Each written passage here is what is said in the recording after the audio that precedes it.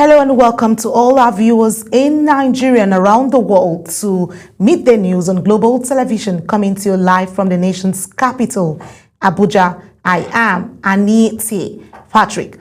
A quick reminder that Global Television is on DSTV channel 365 and Star Times channel 276. Here's the news. The Senate has launched an investigation into what it describes as the uneven enforcement of President Bola Tinubu's directive ordering the withdrawal of police personnel from VIPs. Raising the matter under Order 9, Senator Abdul Ningi of Bauchi Central raised concerns on the Senate's floor over the withdrawal of his only police orderly. National Assembly correspondent Topsy Gimba has more. Senator Ningi questioned why many political office holders still have police protection while his security was removed, calling for fairness and uniform application of the directive from the president and vice president to ministers and others. Senator Ningi also noted that some ministers, business persons, and entertainers continue to receive police protection despite the security withdrawal order. He urged the leadership of the Senate to direct the Police Affairs Committee to investigate this selective enforcement, warning that the National Assembly should not be singled out. I cannot ever imagine that a senator of the Federal Republic of Nigeria, who has been here for a very long time, only one orderly, and he is withdrawn, and nothing will happen. Like I said earlier, Mr. President, I have no problem, but let it be done across the board. Deputy President of the Senate, Jibril Barau, acknowledged the concerns, confirming that the Police Affairs Committee will look into the reports. Senator Barau explained the withdrawal aims to boost police efforts against Nigeria's security challenges and assured that the Senate remains committed to protecting its members. The police orderlies that were withdrawn from the senators is of concern to us, and I will raise the issue, and we're dealing with that, in the formal line. The chairman of the Police Affairs Committee should check up this matter, conduct a proper investigation, and let us know why is the directive of Mr. President being flouted. Mr. President gave that order in order to strengthen our police force to deal with our internal security problems, and it was done in good faith. He expressed hope President Tinubu would consider and restore Senator Ningi's police orderly and praised the president's efforts to improve national security with the Senate's full support. Topsy Gimba, reporting for Global Television News.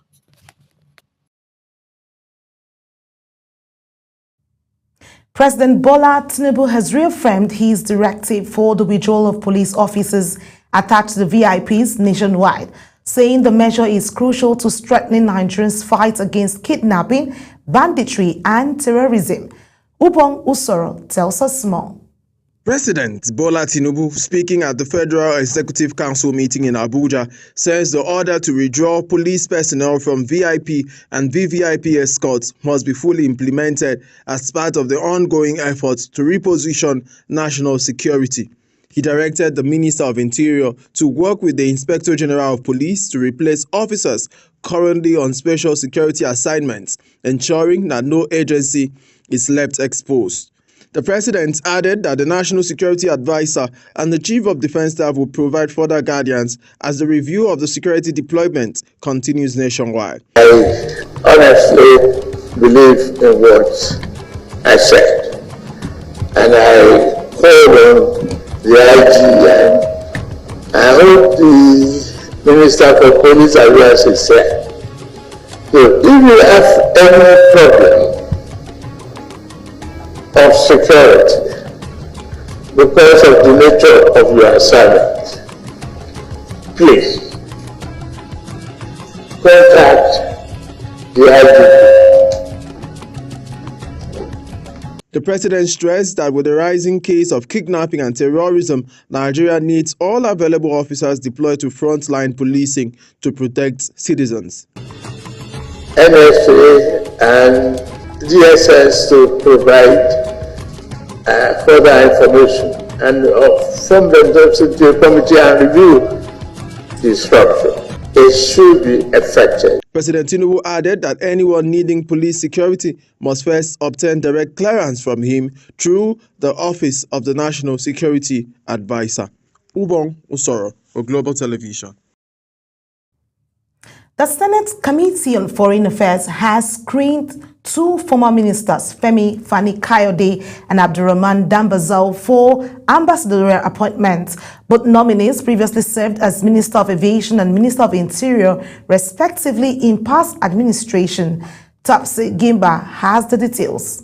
Other nominees screened by the committee include former INEC chairman Mahmoud Yakubu, wife of the late governor of Oyo State, Florence Ajimobi, and Reno Omokri, among others. After brief introductions, former ministers, ambassadors, and lawmakers among them were asked to take a bow and leave, in line with Senate tradition and citing their past clearance by the Senate and their public service experience. Senate leader Okoyemi Bamidele defended the continued use of the take a bow and go procedure for certain nominees, saying it is reserved for individuals with established and verifiable records of public service. The screening session, conducted in batches of 5 nominees each, experienced a mild drama during Omokri's turn. Senators Mohammed Ali Ndume and Adams Oshiomhole openly disagree on how his clearance should proceed. After Omokri's batch had introduced themselves, Ndume moved a motion to allow the nominees to take a bow and leave.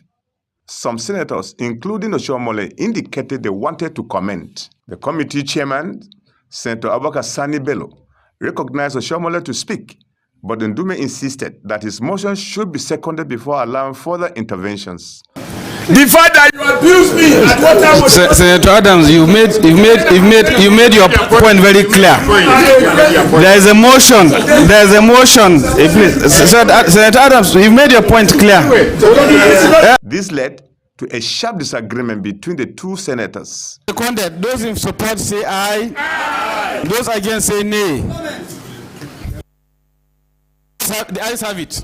Their confirmation now awaits ratification by the Senate in plenary. Topsy Gimba, reporting for Global Television News.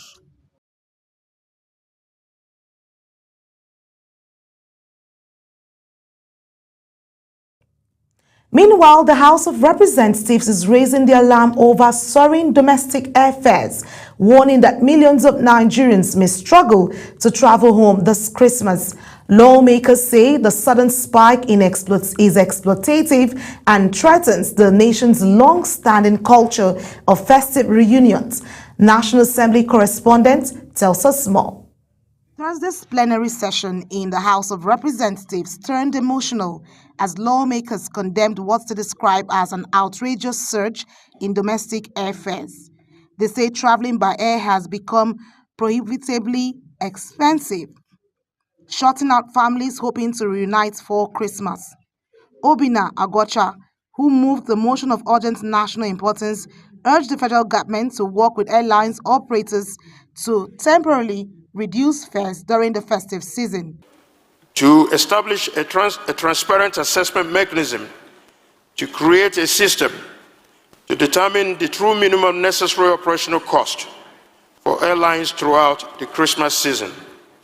Members blamed the rising demand for flights on the poor state of highways and worsening insecurity, which makes road travel unsafe for many Nigerians. Talking about palliative will be pampering the problem rather than solving the problem. We need to provide more means for air transport for Nigerians. While some lawmakers accuse airlines of exploiting travelers, others highlighted deeper industry issues from heavy government levies to the high cost of aircraft parts and the impacts of Harmattan weather on operations. This has been an issue even at the level of Nigerians, but there is a particular issue the operators are talking about that I want to include in the prayers.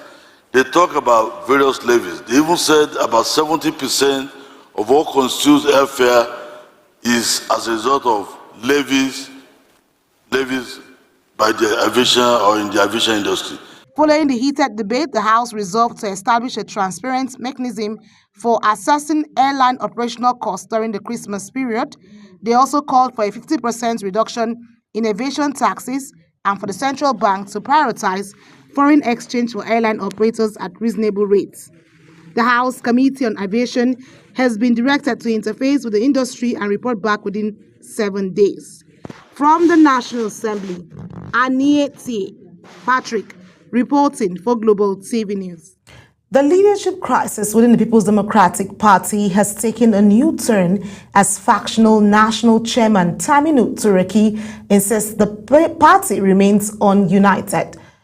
This follows a meeting in Abuja where 29 state chairmen reaffirmed the authority of the National Working Committee.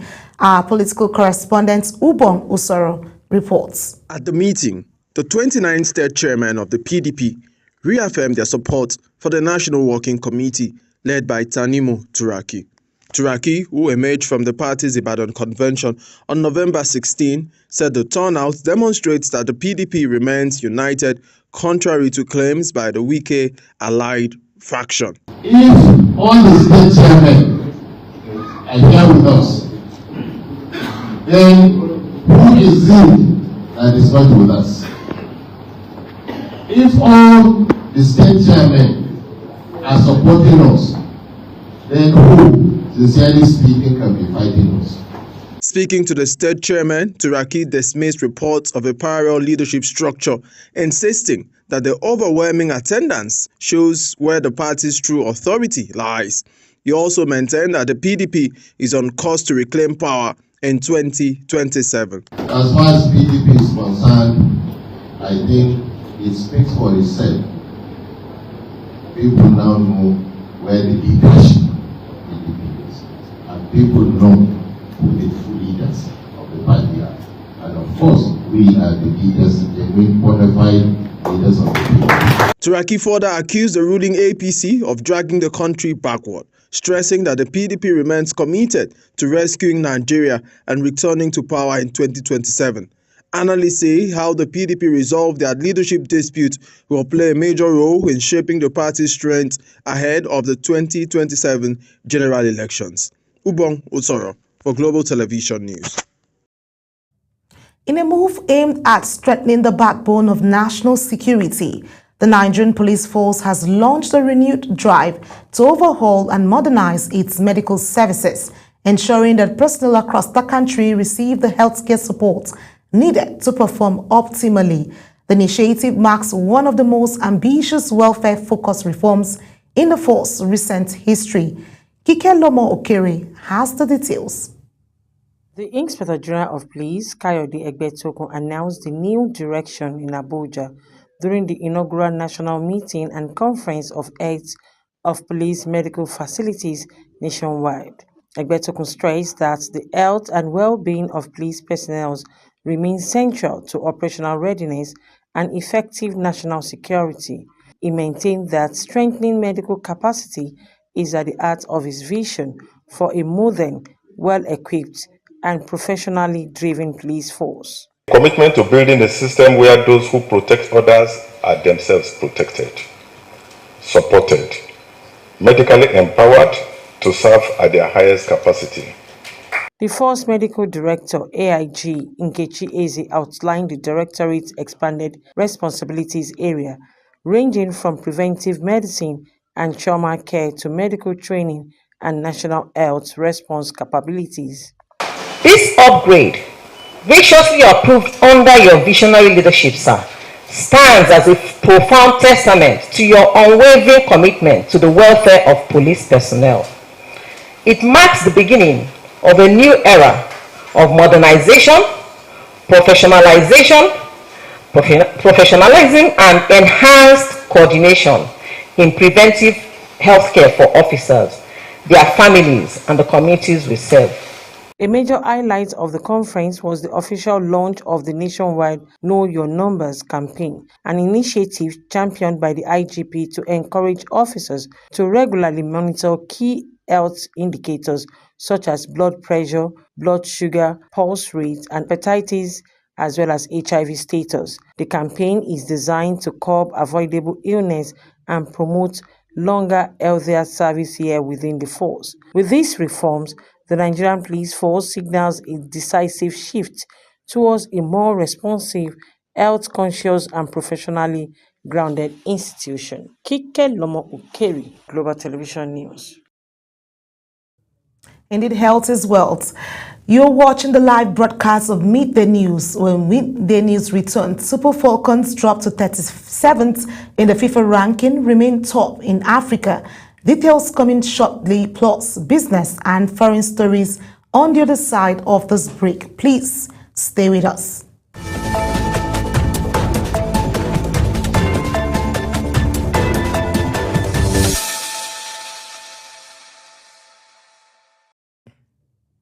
It's good to have you back on Global Midday News. In business, President Bola Tinubu has officially sent the 2026 to 2028 midterm expenditure framework and fiscal strategy paper to the Senate for their review and approval. Topsy Gimba has the details. The submission follows the usual legislative process that sets the financial guidelines for the government over the next 3 years ahead of the annual budget presentation. The document, which received approval from the Federal Executive Council on December 5th, was formally presented during today's Senate plenary by the Deputy Senate President Barrow Jibril. Senator Jibril has now referred the paper to the Senate Committee on Finance, taxing them to report back by Wednesday, December 17.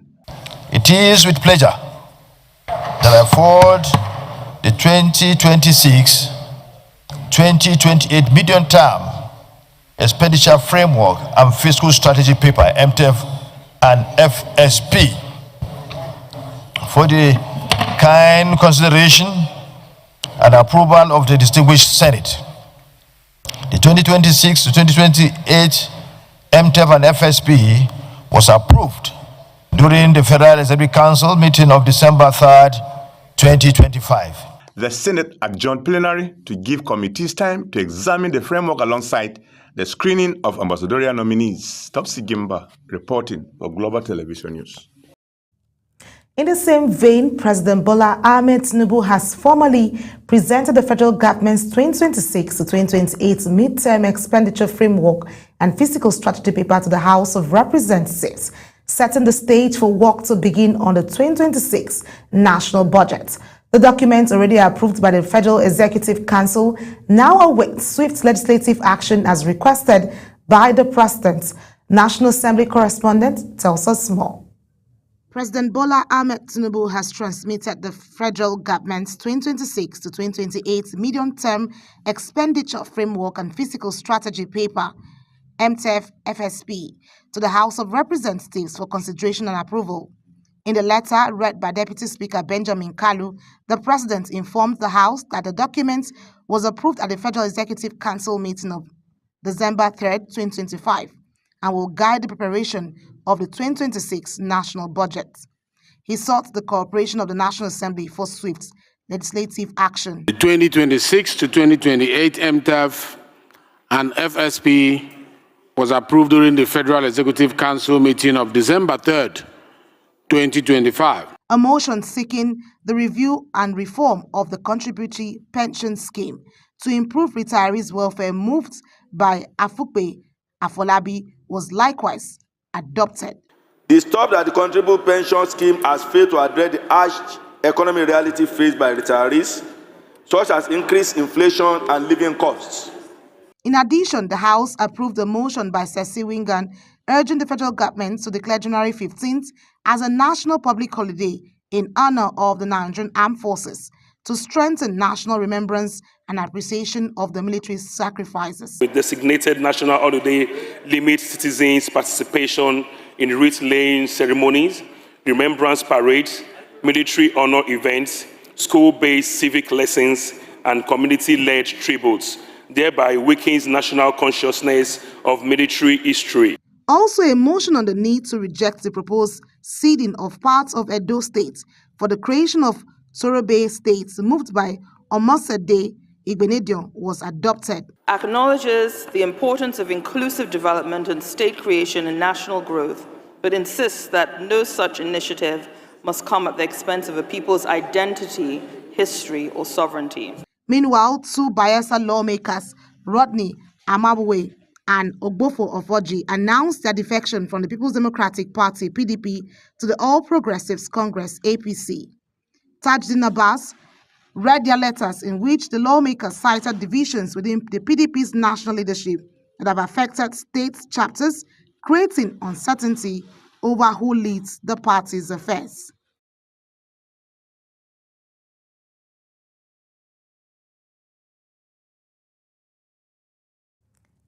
On the foreign scene, United Nations Rights Chief Volker Turk has responded to harsh criticism of Europe from U.S. President Donald Trump's administration, insisting the continent has greatly benefited from promoting and protecting human rights.